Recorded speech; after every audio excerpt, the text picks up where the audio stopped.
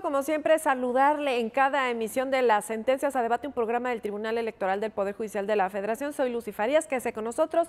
Conozca hoy el caso de la asignación de diputaciones locales por representación proporcional en el estado de Guanajuato.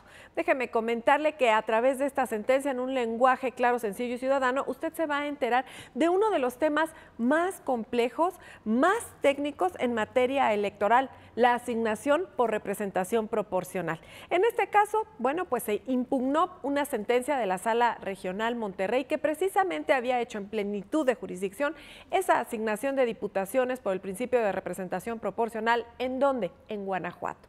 Quédese con nosotros, conozca los detalles de esta sentencia. Acompaña a Pedro Lara Aymalo, que recibe en el estudio a Arián Giselle León, consultora electoral, y a Olivia Yaneli Valdés Zamudio, quien es secretaria de estudio y cuenta de la ponencia del magistrado Reyes Rodríguez Mondragón. ¿Nos acompaña?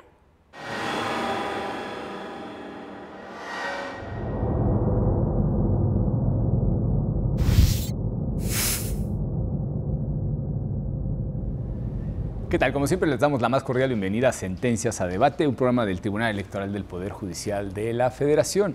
Agradecemos a Lucy Farías, quien adelantó, por supuesto, la presentación de nuestras invitadas. Arián, muchísimas gracias por estar con nosotros. Olivia, bienvenida a este programa. Gracias. Y bueno, pues como ya saben, vamos a hablar del recurso de reconsideración número 1317 de este año.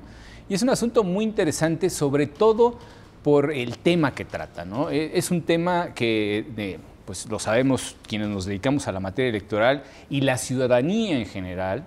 Es un tema complejo del cual hay, pues, en términos generales, poca información clarificadora respecto de los procedimientos, y estoy hablando de precisamente las cuestiones relativas a la representación proporcional.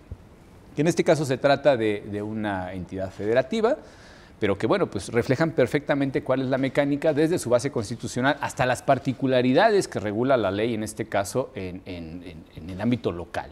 ¿Y quién mejor que la secretaria para ponernos un poco en el contexto? Olivia, si le cuentas a nuestro público, pues, ¿cuáles fueron los antecedentes de este asunto? ¿Cómo llega hasta Sala Superior? Gracias, Pedro. La problemática la podríamos englobar en dos temas principales.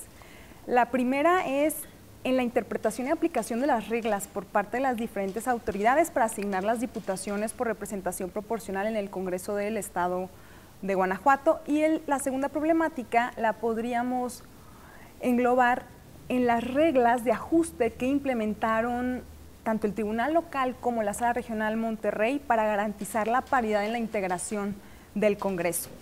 Como sabrán, el 1 de julio se llevaron a cabo las elecciones para renovar el Congreso del Estado de Guanajuato, en específico 24 diputaciones por mayoría relativa y 14 por representación proporcional. El 31 de julio el Instituto Electoral emitió un acuerdo donde asignó las diputaciones por representación proporcional, y este acuerdo fue impugnado por el Partido Revolucionario Institucional y por una candidata de Movimiento Ciudadano ubicado en el segundo lugar de la lista, porque aducían diversos agravios en relación a la sobre- y subrepresentación y las reglas para garantizar la paridad de género.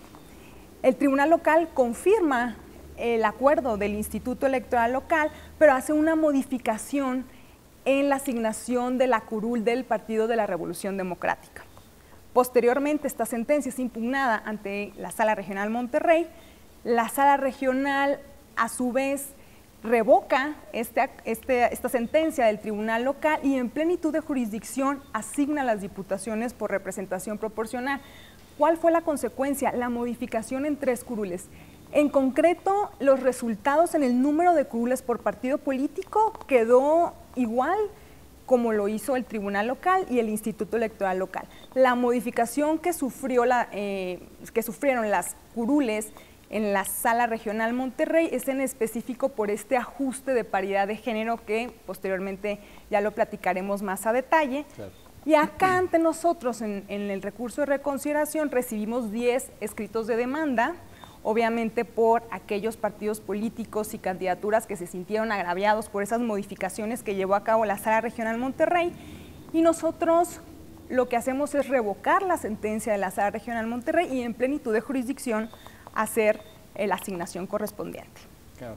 Digo, tenemos aquí una serie de ingredientes fundamentales para entender la mecánica que se despliega a través del derecho electoral y cómo se regulan particularmente las cuestiones de representación proporcional. Pero también tenemos un ingrediente de género, que eso afecta al final de cuentas los resultados de cómo se distribuyen precisamente esas curules, por cuestiones que ya conocemos y hemos tratado mucho a lo largo de este programa, que tienen que ver precisamente con la paridad que se pretende ya a la hora de integrar los órganos de gobierno, ¿no? Decíamos que esa paridad era de papel hasta que este tribunal comenzó a golpe de sentencia a pulir las cuestiones que ya estaban tanto en la Constitución como en la ley, pero que son siempre sometidas a ciertas resistencias, ¿no? Y creo que para poder romper esas resistencias lo primero es explicarle al público en qué consisten cuestiones, por ejemplo, como la representación proporcional. Es decir, cuál sería la razón fundamental de que exista lo que nosotros conocemos como el sistema de representación proporcional y que, dicho de grosso modo, seguramente tú lo explicas mucho mejor, tiene que ver con una relación entre los votos y los cargos que definen esos votos, ¿no? En este caso, pues las curules de un congreso local, en este caso el Congreso de Guanajuato, y cómo tiene que ser lo más cercana posible esa relación entre votos y curules, ¿no? Lo decimos de grosso modo, pero seguramente tú puedes explicar un poco más sobre la representación proporcional, Ariel. Claro. Pues mira, sí es importante hacer esta precisión de la necesidad o la importancia de lo que vio el constituyente cuando decidió poner en la Constitución el tema de la representación proporcional. ¿Y qué era lo que se venía antes de esta reforma en donde se incluyó la representación proporcional? Es que ciertos partidos políticos tenían la mayoría en el Congreso o en los congresos estatales o en las cámaras. Entonces, la finalidad o la idea del constituyente fue justamente que ciertos partidos políticos, para poder tener una representación en el Congreso, por eso se le llama representación proporcional, tendría que idear una nueva figura o una nueva forma en la que también pudieran estar representadas las minorías en las cámaras, en este caso en las cámaras de los estados o incluso en el Congreso de la Unión. Podríamos decir que son los sectores que no pudieron ganar, los representantes de los sectores sociales que no pudieron ganar, de alguna manera también tienen que estar representados, ¿no? Exactamente, es todo este sistema, lo que llaman como pesos y contrapesos, que al final tener la representatividad de una minoría en las cámaras. Evidentemente el constituyente se establecieron ciertas reglas para ver cuándo a un partido político le corresponde una representación proporcional en cada una de las cámaras, ¿no? Es al menos la básica o la primordial es este 3%, cuando cumple el 3%, que es la misma regla para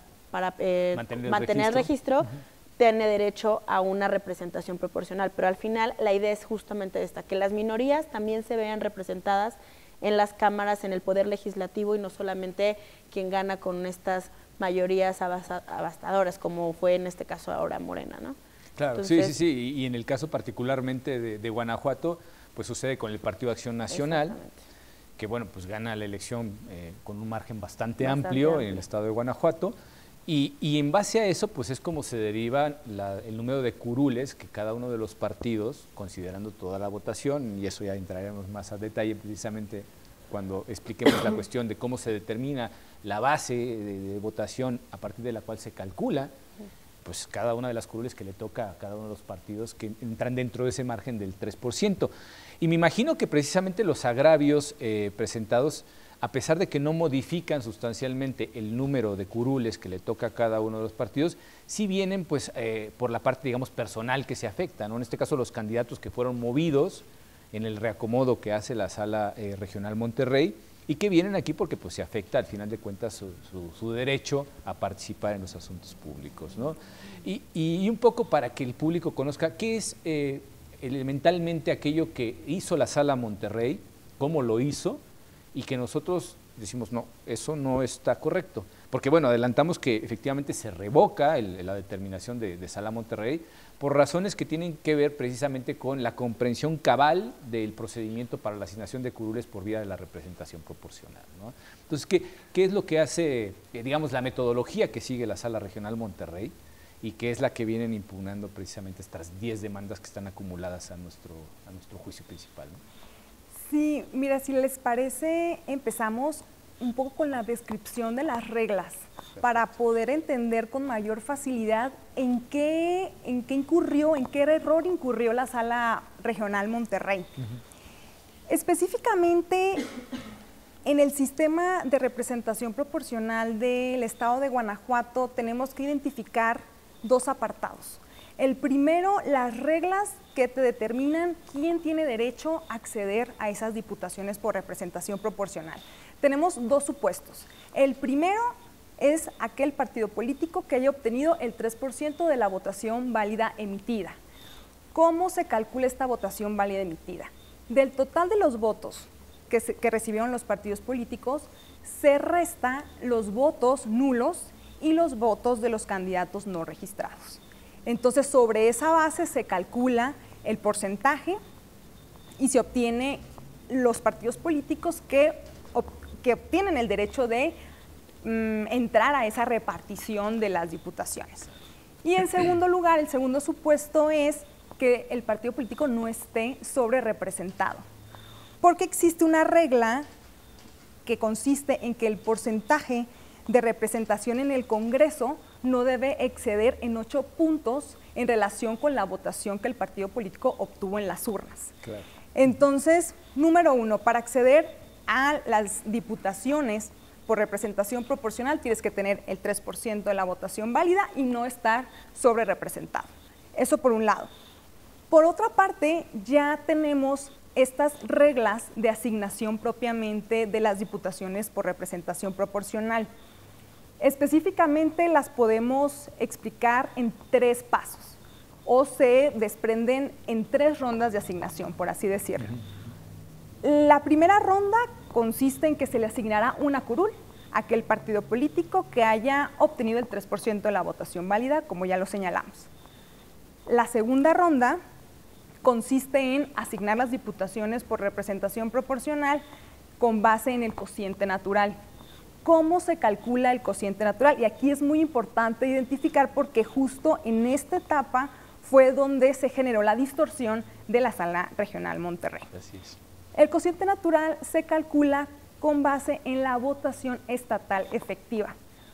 ¿Cómo se obtiene esta votación estatal efectiva? Se suma el número de la votación de los partidos políticos con derecho a acceder a las diputaciones por representación proporcional. Es decir, los que alcanzaron 3% o más, ¿no? Exactamente. Y se resta la votación del partido político sobre representado. Aquí está la clave. Porque, exactamente. Sí. Porque lo que hizo la Sala Regional Monterrey es incluir la votación del Partido Acción Nacional, que ya estaba, como bien lo señalaron en un momento, ya estaba sobre representado porque obtuvo 19 curules por representación por el principio de mayoría relativa. Entonces, desde un inicio, el Partido Acción Nacional no tenía derecho a acceder a esta repartición de curules. Lo que hizo la Sala Regional Monterrey es incluirlo en este cálculo de la votación estatal efectiva y es por eso que ahí existe una distorsión entre la votación que obtuvieron los partidos políticos y los escaños que obtuvieron o que se les asignó. Y posteriormente ya se concluye estas etapas de asignación con la asignación de resto mayor, que ya se les va a asignar a los partidos políticos con mayor remanente de votación que tengan. ¿Por qué? Y esto es muy importante dejar muy claro.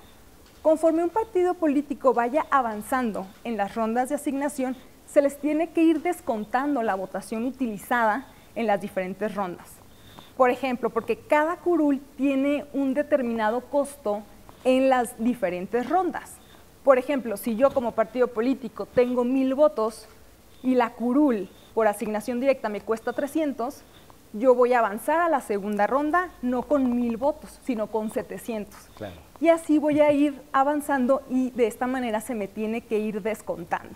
¿Y por qué lo señalo? Porque la Sala Regional Monterrey incurrió en otro error. Porque al final de la asignación de las diputaciones por representación proporcional termina la tercera ronda y es ahí donde comprueba la sobrerepresentación del Partido Acción Nacional. Entonces lo que señala es o advierte que está sobrerepresentado con 4 curules. Cuando debería haber sido desde el principio. Exactamente. Y no lo hace así, lo hace hasta el final. Entonces, una vez que calcula el número de curules por el que está sobrerepresentado, decide repartirlo entre los partidos políticos que tienen derecho a la asignación. ¿Y cómo hace esa repartición? La Sala Regional Monterrey lo que hace es calcular un cociente natural rectificado. ¿En qué consiste esto? En que de la votación total de los partidos políticos con derecho a acceder, lo divide entre 4. Y así es como hace la repartición, sin tomar en cuenta que los partidos políticos ya habían participado en la primera ronda de asignación y no les descontó esos votos. Claro. Entonces ahí fue la distorsión entre la votación recibida de los partidos políticos y el número de escaños recibidos. Y fue ante esta instancia que el Partido Revolucionario Institucional fue que se quejó de esa distorsión, porque él al final quedaba subrepresentado por una curul. Claro, y esto me trae a una cuestión bastante básica, pero que es importante explicar al público, y tiene que ver precisamente con el derecho del PAN para tener diputados de representación proporcional o no. Y creo que ya lo explicó de alguna manera Olivia, pero es importante incidir en la regla, ¿no? Es decir, el que está sobrerepresentado ya no tiene derecho a representación proporcional, porque por mayoría relativa ya colmó las expectativas máximas que la ley le permite para poder tener un número X de diputados, ¿no? Lo que decíamos, la importancia de la representación proporcional es que nadie quede fuera, y eso significa que quien tiene prácticamente toda la representación, pues si es necesario hay que quitarle. ¿Cómo quitarle? Bueno, no darle en este caso diputados de representación proporcional. No creo que esa es una cuestión importantísima de resaltar. Claro, o sea, justo lo que decíamos, ¿no? No estar, si ya cumplió sus números en mayoría relativa, no podría tener derecho a asignación de representación proporcional. Pero hay un tema ahí interesante de la sentencia, porque justo bueno, se dice en la parte argumentativa y también en las leyes es la sala o el tribunal o la autoridad que va a estar encargada de realizar la asignación va a poder determinar al final de toda esta fórmula cuando un partido político está sobre o subrepresentado. Entonces, justo esto, que sí, efectivamente, tiene esta distorsión la Sala Regional Monterrey, pero tiene una distorsión un poco de una argumentación más legalista de lo que se entiende cómo se tiene que aplicar estas fórmulas, ¿no? Porque al final, que te dices, primero tendrías que ver a todos los partidos políticos y después determinar quién de estos tiene una sobrerepresentación y asignar, ¿no?, con esta rectificación.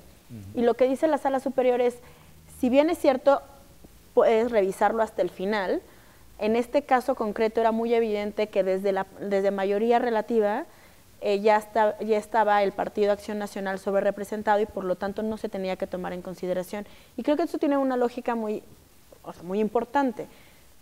La idea de la fórmula y ver que los partidos políticos estén sobrerepresentados con posterioridad a todo este proceso que nos explicaba Olivia hace unos minutos, tiene que ver cuando no alcanzas una mayoría en representación, por mayoría relativa. Porque si no, no tendría sentido. Si a lo mejor todavía te resta un curul, pues obviamente entras en la asignación. Pero si desde el principio ya no tienes derecho, no tiene ni siquiera sentido que lo tomes la votación de este partido sobre representado para la asignación de representación proporcional, que fue creo que algo interesante que dijo la Sala Superior al analizar y decir por qué no se tenía que ver hasta el final, sino desde el principio, ¿no? Que es claro, por la modificación del universo total de la votación, ¿no? De total de la votación, sí, que cambia, ¿no? Porque al final un partido quedaba sin una curul. No, y esto es de entender la diferencia entre lo que es la votación efectiva, la votación estatal. Que, digo, así a bote pronto dices, bueno, a ver, ¿cuál es la diferencia? Bueno, pues justamente cuando se restan esos votos que ya no entran en la ecuación de representación proporcional, ¿no? Y bueno, y creo que al final también esto se va replicando, como ya lo explicó Olivia, en cada una de las etapas. Es decir, los votos que se tienen en cuenta para asignar en cualquiera de las rondas, esos votos se sacan del universo precisamente porque lo que hay que ver es el remanente de votos para seguir asignando en ese orden pues las curules que correspondieran a cada uno. Hay una parte que a mí me resultó sumamente útil para poder entender esto, porque bueno, pues sabrán ustedes que la representación proporcional es un verdadero quebradero de cabeza para quienes nos dedicamos a estas cosas y para el ciudadano que se acerca tratando de entender, primero, cuál es la lógica a la que obedece la representación proporcional, pero después las reglas, que además en el ámbito local pueden variar, aunque siempre subyace la idea de decir que las minorías no queden sin representación, pero hay sutilezas, digámoslo así, en cada una de las legislaciones locales que complican la comprensión cabal de todo ese proceso de asignación, ¿no? Y entonces, bueno, pues estamos justamente en un escenario que permite el poner claros ejemplos de cómo se distribuye esto.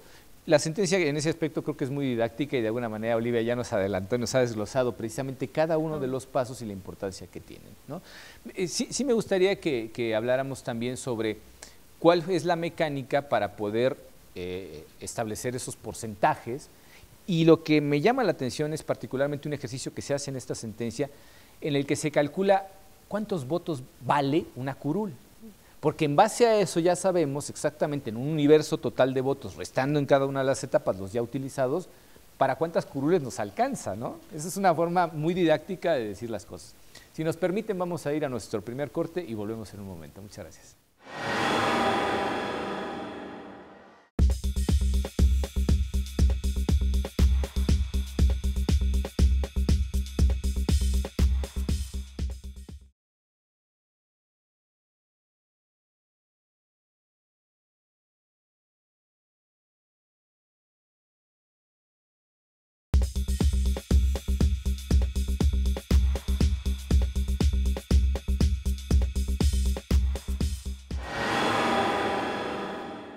Bueno, pues ya estamos de regreso con ustedes. Como verán, la cuestión de explicar la representación proporcional parece mucho más aterrizada gracias precisamente a la estructura de la sentencia. Y creo que aprovechando lo didáctica que es, podríamos entrar a explicar precisamente la razón principal por la cual esos votos que ya son utilizados se tienen que restar.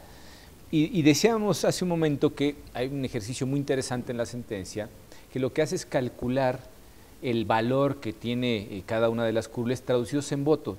Eso para mí aterriza de manera muy clara la lógica que tiene esto, porque bueno, si partimos de la idea de que la representación proporcional está hecha para hacer lo más coherente esa relación que existe entre la votación y finalmente los cargos electos, lo que estamos estableciendo es una proporción directa de esa votación en relación a las curules, ¿no? Y como bueno, pues tenemos un número de curules fijas y sabemos cuál es la votación que al final de cuentas va a ser utilizada, decíamos ya, restando los votos de los partidos que no alcanzan ese 3%, decíamos también que en el caso del partido que quedó sobre representado, que fue el Partido Acción Nacional, ya no tiene derecho a curules de representación proporcional, y a partir de ahí, entonces, ¿cuál es el universo, digamos, de votos que podemos utilizar para empezar a hacer el cálculo después por lo menos de la primera asignación de ese 3%, que sería la de entrada y de cajón? Es decir, ¿quiénes alcanzaron el 3%? Bueno, pues una curul para cada uno, pero aquí sobran esas curules. ¿Cuál es la mecánica entonces a seguir para ya la siguiente etapa, ¿no? Ya un poco lo adelantaste, pero quizá explicarlo un poquillo más. Sí, claro, Pedro. Mira, retomamos la explicación que comenté hace un momento sobre las rondas de asignación y la base que se tomó para calcular. Claro, que ese es el meollo, ¿no? Exactamente, del asunto, sí. Porque todo variará de conformidad con la base. En la primera ronda de asignación, la base que se tiene que tomar, como ya lo señalamos, es la votación válida. Ahí, de la votación total, se resta la votación de los candidatos no registrados y de los votos nulos. Así es. Se calcula con base en esa votación el 3% y va a dar un resultado fijo. Es decir, en esta primera ronda de asignación, el costo del curul es igual para todos los partidos, porque el porcentaje para calcularlo es fijo, es el 3%. Ya después, en la segunda ronda de asignación, ya la base de votación es la votación estatal efectiva.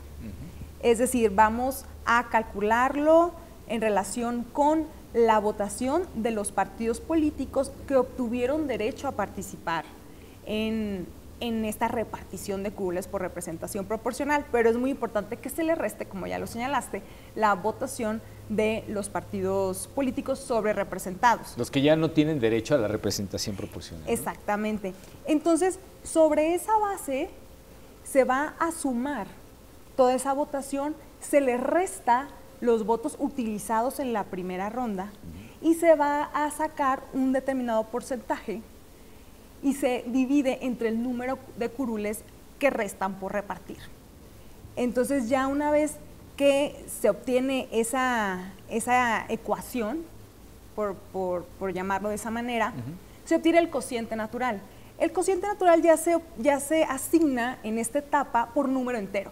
Es decir, el partido político que tenga más números enteros será el que acceda a la curul de... Sí, pero no podemos partir a un diputado por la mitad, ¿no? Exactamente, tendría que ser por número entero.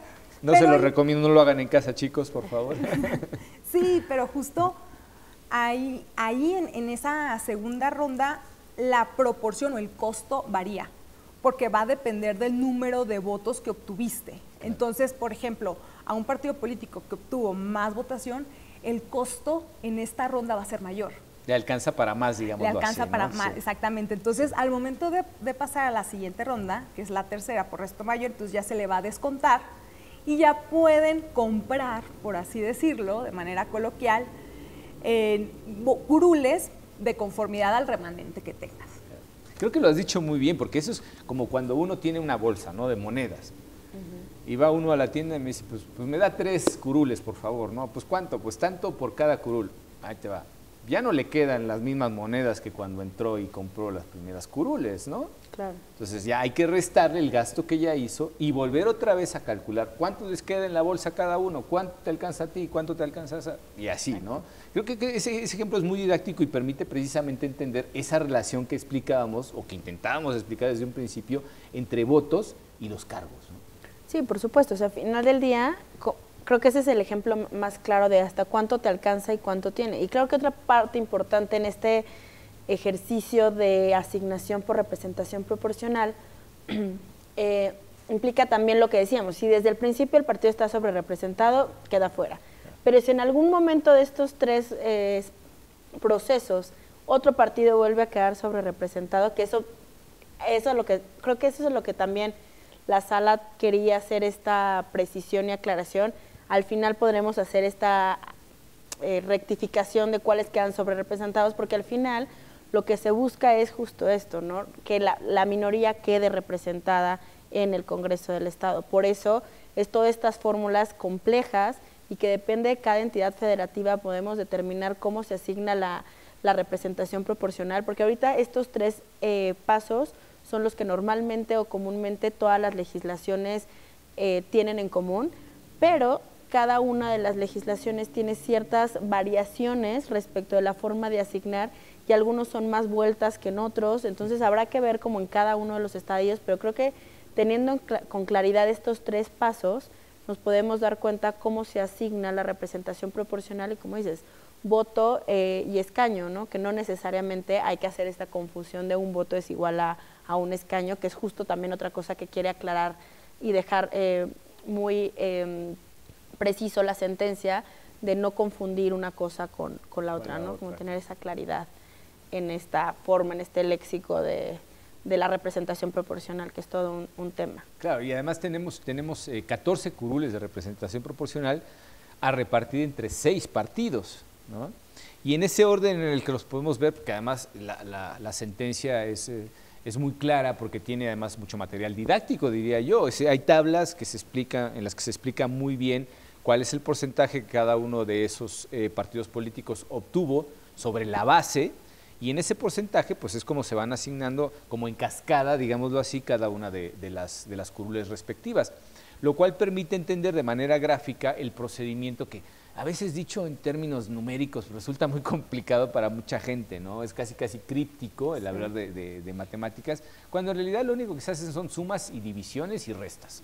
O sea, no, aquí no hay mayor complicación y claro, el asunto es plantearlo de tal forma que la gente entienda qué operaciones se hacen en cada una precisamente de estas etapas que decíamos. Y entiendo que una vez pasadas esas 3 etapas, pues siempre habrá un sobrante, digamos, de curules. En este caso, ¿qué se hace ya cuando dices, oye, pues ya no alcanzan para repartir, nos quedan 2 y tenemos 6 partidos? ¿Cómo repartimos esas últimas 2?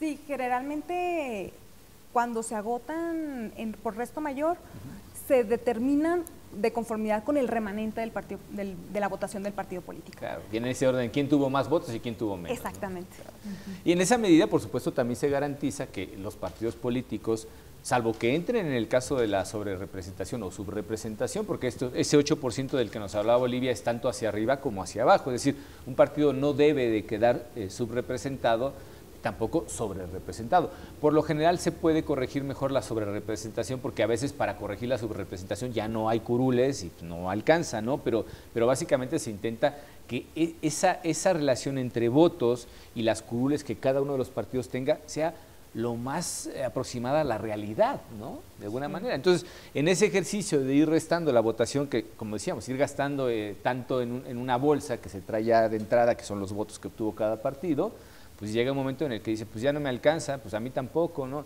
¿Quién obtuvo más votos? Bueno, pues aquí está este y aquí está este. Y en este caso fueron 2 curules que se asignan a 2 partidos políticos que fueron los que obtuvieron la mayor votación. Y en ese momento es cuando se cumple precisamente ese margen y se dice, este está dentro del margen de representación, este también y este también. Sumando o considerando más bien ese 8% arriba y ese 8% abajo, ¿cierto? Exactamente. De hecho, el resultado entre la Sala Regional Monterrey y la Sala Superior fue justo en la proporción de los curules que se asignaron al Partido de la Revolución Institucional y al Partido Verde Ecologista de México. La Sala Regional Monterrey otorgó 3 curules al PRI y la Sala Superior 4. Y por su parte, la Sala Regional Monterrey otorgó 3 curules al Partido Verde Ecologista de México y la Sala Superior 2. Claro. Entonces, justo este cálculo de la votación del partido sobre representado dio ese resultado, en ese ajuste. Claro, y además el Partido de Acción Nacional se quedó exclusivamente con sus curules de mayoría relativa, ¿no? Que ya arrasó en las urnas, bueno, ya está bastante bien representado.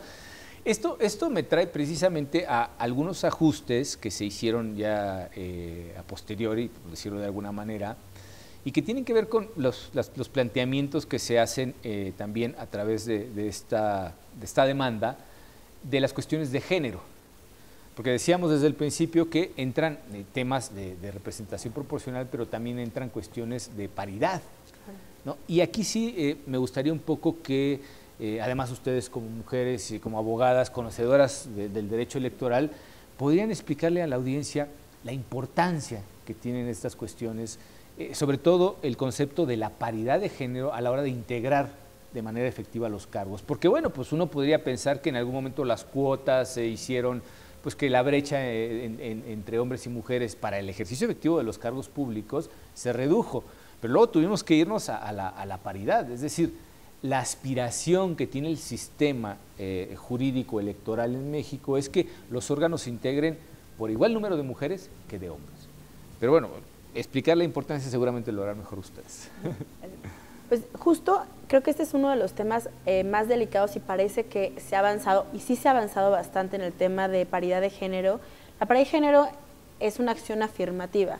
Al final, lo que quiso hacer los legisladores, el constituyente, las legisladoras, fue, como tú bien decías, que tanto hombres como mujeres pudieran estar debidamente representados en este caso, en el poder legislativo. Se parece a las minorías, ¿no? De alguna manera. Claro, se parece también. Sí. Es un tema.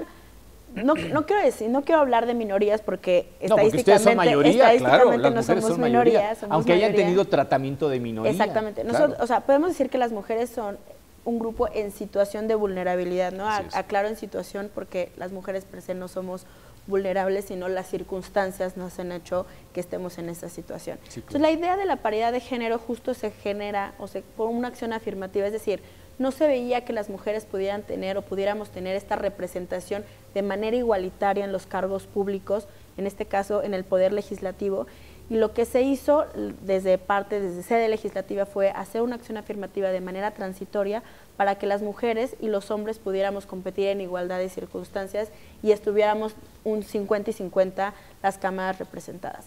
Y esa es la idea que se tiene cuando también se hacen las asignaciones de, no solamente de representación proporcional, pero sino incluso en las listas para cada uno de los partidos, tanto de mayoría como de representación proporcional, es procurar que tanto hombres como mujeres estén debidamente representados.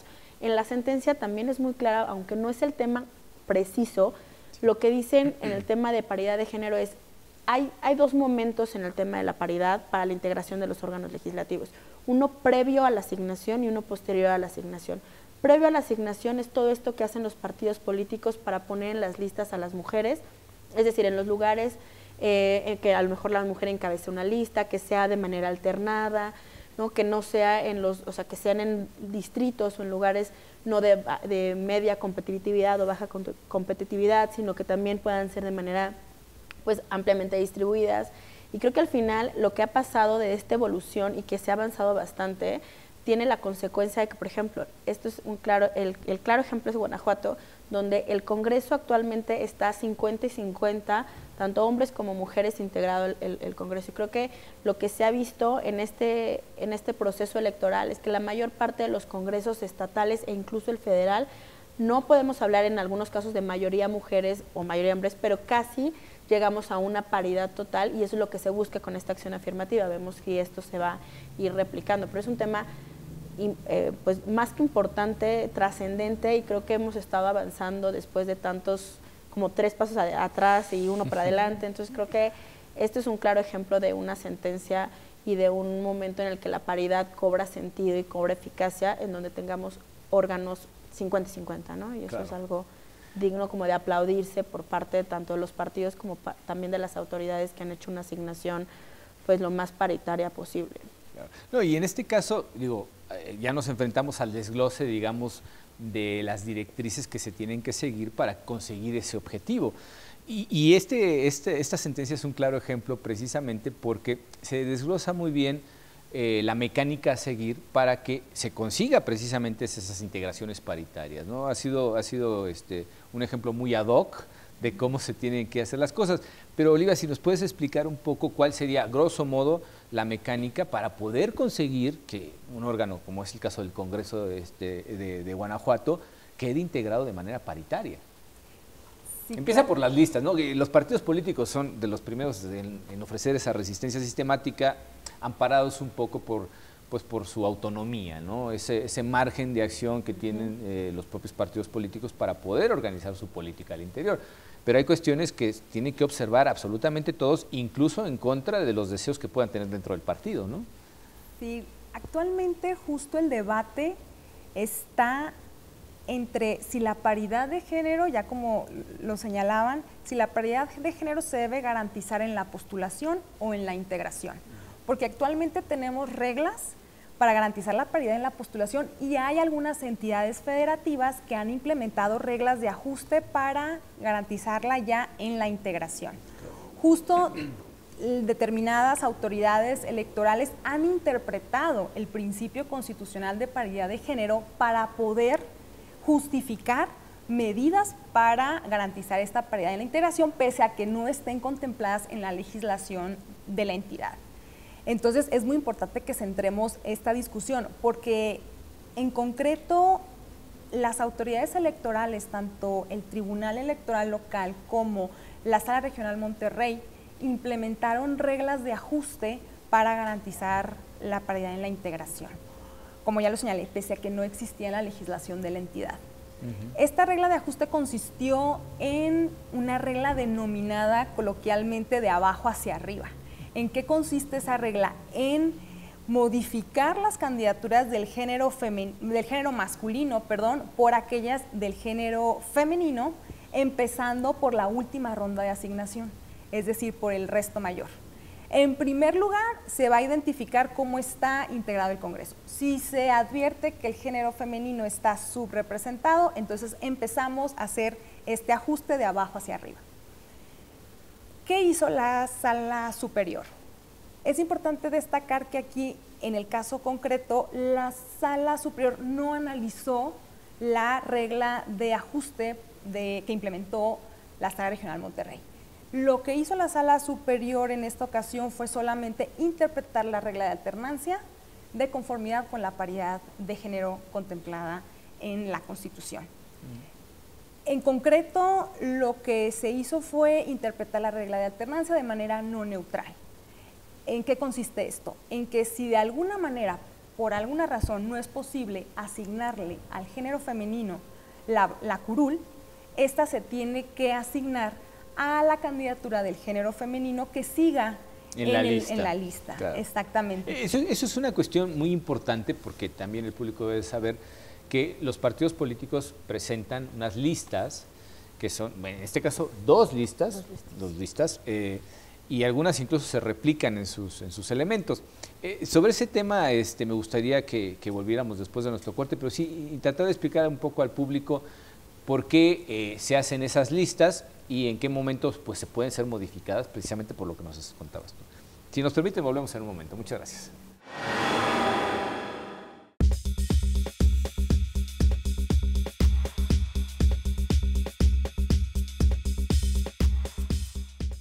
Tus derechos políticos son derechos humanos. El Tribunal Electoral del Poder Judicial de la Federación los protege y tutela mediante la impartición de justicia electoral abierta.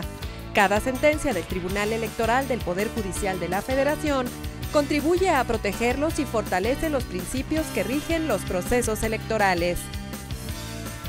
Tribunal Electoral del Poder Judicial de la Federación. Justicia que da certeza a la democracia.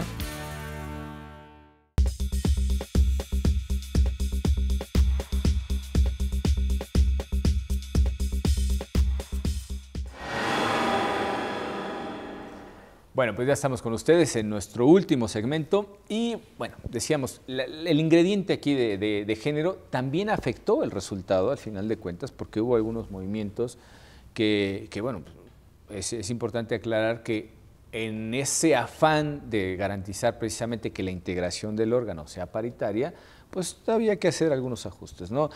Podríamos decir que mínimos, pero algunos ajustes se hicieron. Y cuéntanos un poco, Lidia. Sí, específicamente el Tribunal Electoral del Estado de Guanajuato y la Sala Regional Monterrey implementaron lo que ya les comentaba, la regla de abajo hacia arriba. Específicamente modificaron, en su caso el Tribunal Electoral, una curul y en el caso de la Sala Regional Monterrey, 2 curules en concreto. Ya la Sala Superior, como ya lo señalaba, no analizó propiamente esas reglas de ajuste, simplemente aplicó la regla de alternancia bajo un criterio no neutral y eso resultó en una integración paritaria del Congreso de manera natural, por así decirlo, respetando el orden de prelación de los partidos políticos y haciendo justo esta interpretación de la regla de alternancia que ya había sido criterio reiterado por parte de esta Sala Superior. Aquí hubo una particularidad y es el hecho de que había 2 fórmulas que estaban registradas tanto por mayoría relativa como por representación proporcional, aunque efectivamente, y es uno de los argumentos que esgrimía el partido político, se invirtió el orden, ¿no? La que estaba como propietaria se quedó como suplente y viceversa, ¿no? La suplente se quedó como propietaria. Entonces es una especie como de enroque. Entiendo que para garantizarles el cargo, pues finalmente a miembros del partido, ¿no? Porque yo personalmente creo que eso es un poco fraude a la ley porque estás ofreciendo por aquí, por un lado, lo que sí va a ser ratificado por los votos de la ciudadanía, pero por el otro lado estás garantizando que esas personas ocupen el cargo sí o sí, ¿no? De alguna manera. Pero bueno, al final de cuentas la ley lo permite, pero tenemos aquí el caso de que efectivamente esa fórmula gana por mayoría relativa. Y entonces dicen, no, pues es que yo que quedo como suplente, pero estoy como titular en representación proporcional, pues yo me voy como la propietaria en representación proporcional, mi propietaria aquí se queda en mayoría relativa y las dos ganamos, ¿no? Las dos llegamos a un cargo. Y claro, efectivamente se dice, eso no es así. Primero porque de alguna manera quien vota por la fórmula de mayoría relativa, pues vota por la fórmula tal y como está constituida, ¿no? Es decir, vota por, en este caso, 2 mujeres, por su titular y por su suplente, y esos votos sí saben para quién van, a diferencia de la representación proporcional, que bueno, pues se dan en función del número de votos que tuviera el partido, pero nadie votó por fulanito o fulanita de tal que van como diputados de representación proporcional. Aunque las listas son públicas, evidentemente, se sabe quién debe quedar ahí, y en este caso pues hay una irregularidad o digamos un punto a resaltar, ¿no? de este mecanismo. Sí, claro, justo esto pasó no solamente ahora en la elección de Guanajuato, sino también incluso a nivel federal, en donde los partidos políticos, voy a decirlo de esta manera, pero se aprovecharon de cómo está regulada la legislación y postularon tanto para fórmulas de mayoría como para fórmulas de representación proporcional en diputados y en senadores, ¿no? Se vio en el caso de senadores. Y lo que la Sala Superior estableció de manera reiterada en ambos casos fue que cuando una fórmula es electa por mayoría, no puede renunciar, porque en algunos casos, no en el caso de Guanajuato, pero en algunos casos sí se dio el supuesto de que decidían renunciar para la mayoría para irse por la representación proporcional, y les dijo, no, tú no puedes renunciar, te eligieron por mayoría y por mayoría te quedas, ¿no? Pero algo muy curioso de esta sentencia es que, además del argumento de a ustedes las eligieron en fórmula por mayoría, como un argumento adicional fue, y no se puede quedar sin suplente la de mayoría, y no se puede quedar sin suplente la de representación proporcional en caso de que les otorgáramos una y una, ¿no?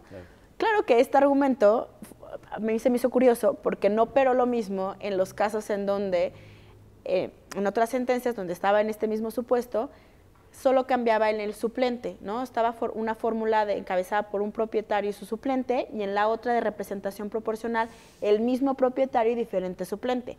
Ahí sí no dijeron, o sea, ahí sí no hubo ningún argumento de la sala superior diciendo, pero esta, si se queda, porque así se quedó, se va a quedar sin suplente, sino simplemente fue, pues esta entra y entra la de representación proporcional y ustedes por mayoría. Y lo interesante de esta fue lo que se comentaba al principio. Como era la misma fórmula, nada más invertido el lugar, al final no pudo ser elegida por representación proporcional, pero como le correspondía el lugar al partido político, una fórmula integrada por mujer, no iba a entrar el que estaba atrás o el que estaba en el segundo lugar de la lista, sino tenía que entrar el tercer lugar, que era otra fórmula encabezada por mujeres. Claro, para no romper esa composición. Para no romper esa composición de paridad de género. Y aquí llega como a lo mejor otra pregunta que se pueden hacer es, ¿hasta dónde está este ejercicio de ponderación del principio de paridad de género con el principio de certeza, ¿no? Porque si la fórmula integrada por hombres más o menos sabe en qué lugar le va a tocar de la asignación y lo saltan por un tema de paridad de género, la pregunta es, yo tengo muy clara cuál es mi respuesta, ¿no? Pero en general en los ejercicios de ponderación es si tiene que ceder el principio de paridad respecto al principio de certeza, o el principio de paridad siempre tiene que ser superior a cualquier otro principio, como sería el de certeza para quienes están en la lista de representación proporcional, ¿no? Claro, ahí entra al rescate lo que llamamos la discriminación positiva, ¿no? Que es una cuestión necesaria, cuyas reglas además ya son del conocimiento público. Por principio de cuentas, los propios partidos políticos saben que tiene que existir esa alternancia en sus propias listas. Y lo que está claro es que no podemos sustituir a una fórmula integrada por mujeres con una integrada por hombres, por lo mismo que explicábamos de la necesidad de que fuera esa alternancia, permitiendo como resultado final una integración de 50% mujeres, 50% hombres, o lo más cercano que se pueda, ¿no? Claro.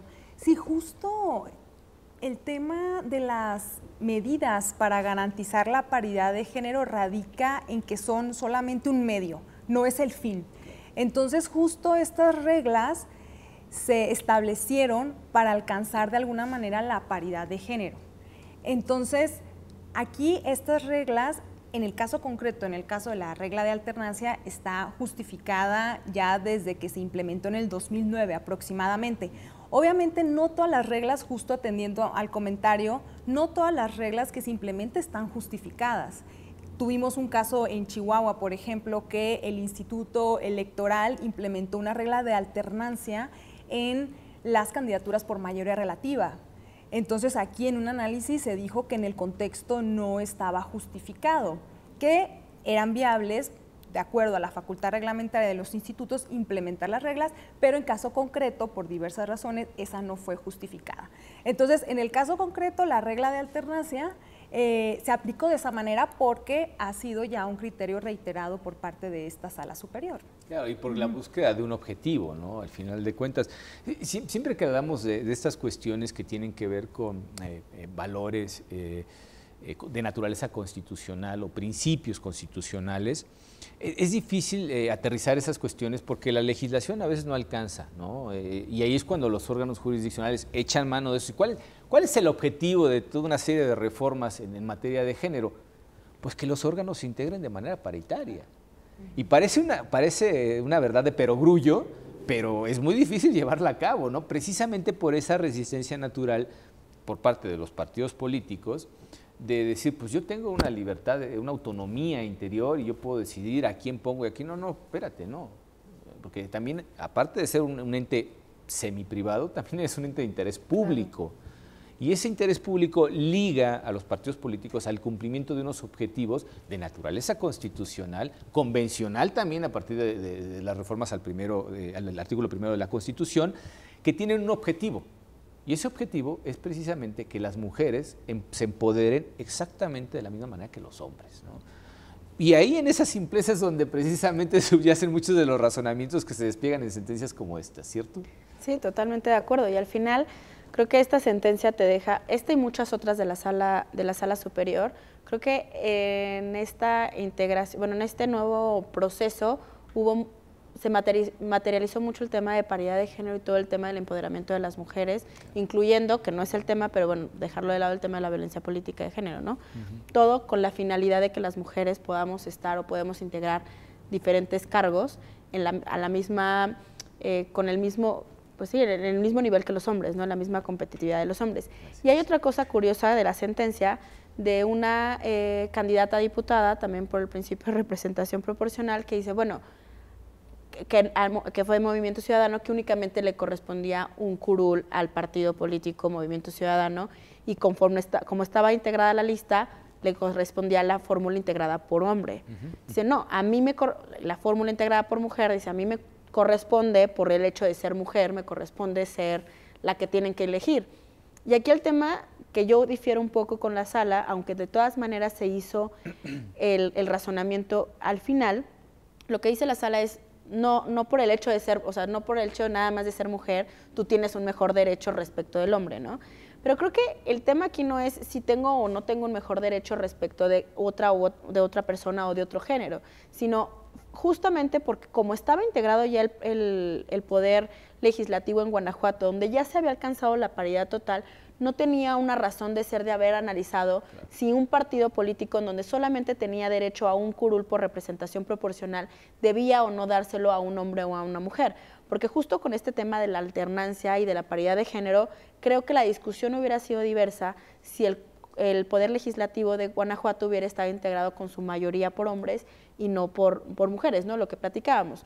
La paridad de género se ve en el momento de la integración y también en el momento de la asignación, o bueno, Entonces, creo que ahí la discusión no es si yo tengo un mejor derecho que tú por ser hombre o por ser mujer, sino es, vamos a ver las condiciones en las que está y si se alcanza el tema de la paridad, veamos a quién le corresponde. Creo que al final lo concluye eso la sala superior, aunque al principio la justificación entra como un poco no convenciendo, hasta después que dices, ok, bueno, creo que sí tiene un punto de razón, pero... Yo creo que eso fue por el planteamiento hecho por la quejosa, ¿no? Porque ella lo que argumenta es, yo tengo mejor derecho, y en ese sentido pues, se le contesta, no, tu derecho no es mejor. En todo caso, la visión de conjunto de lo que debe ser el resultado final de la integración del órgano legislativo en Guanajuato, pues debe permitir que haya ese equilibrio entre hombres y mujeres, ¿no?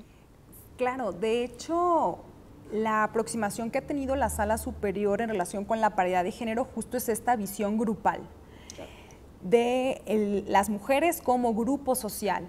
Entonces, es muy importante distinguir que las reglas para garantizar la paridad de género no es solamente de manera cuantitativa, sino cualitativa, que realmente se ponga a las mujeres en una situación equitativa frente a los hombres.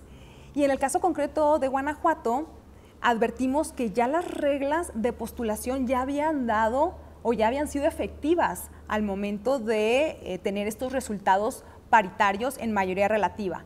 Entonces, lo que se ha estado analizando para determinar si se implementa una regla para garantizar la paridad en la integración es justo eso, es, a ver, primero estudiemos si las que están en postulación están funcionando o no.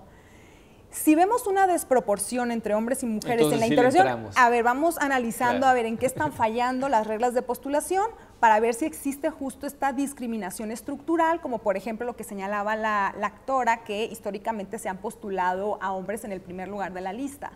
Pero bueno, no necesariamente eso justifica como tal ya implementar una regla de asignación. No, y sin lugar a dudas, el resultado, diría yo, de manera de síntesis, ya habla por sí mismo.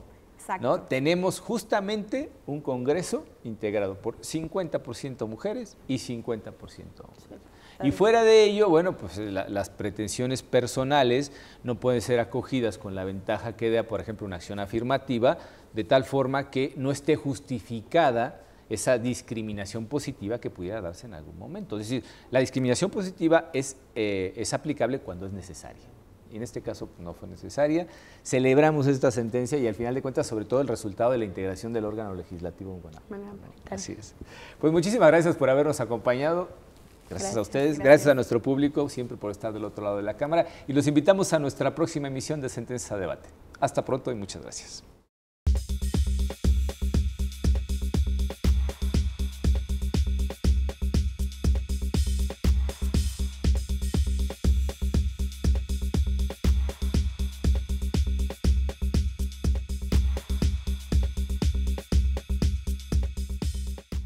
La Sala Superior del Tribunal Electoral del Poder Judicial de la Federación sesiona públicamente a la luz de los principios de máxima publicidad y transparencia para garantizar certeza y legalidad en los procesos electorales. Acompáñenos cada semana en directo desde el Pleno de la Sala Superior para conocer las resoluciones de las y los magistrados del máximo órgano de justicia electoral en nuestro país. Sesión pública de resolución de la Sala Superior del Tribunal Electoral. Tribunal Electoral del Poder Judicial de la Federación. Justicia que da certeza a la democracia.